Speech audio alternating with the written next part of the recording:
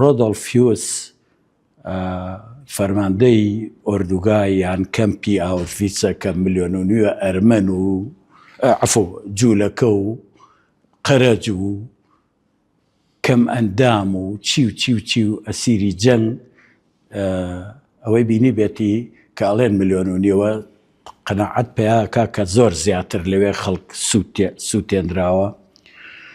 2 ساڵ دوای 45 کە جەنگ تەواو بوو، ئەم ڕۆدۆڵفیوسە خۆی شاردەوە، گرتیان محکەمەیان کرد زۆر بە سەلافەتەوە.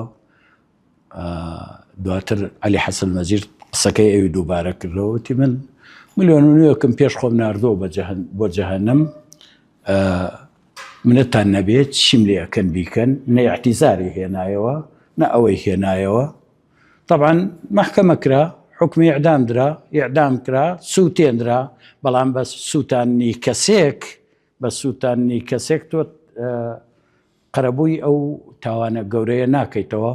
بەڵام لە ئاوشڤیچە لە کوورەی ژمارەیەکە ئەگەر دڵنیام گەلێ لە ئەو زۆرێک لای ئێمەش ڕێکەوتووەتە ئەوێ، سێدارەیەک هەڵواسراوە کە پرسیارێکی ئەم سێدارەیەکیە، ئەڵێن ئەوە ڕۆدۆڵفیوسی پێ هەڵواسرا چەند سەعاتێ پێش سووتانی و کردنی بە خۆڵەمێش. ئەوە خۆی لە خۆیە ئیحایەکە کە ئێمە لە بیرمان ناچێ ڕۆدۆڵفیوس و نازیەکان چیان کرد. بەرحاڵ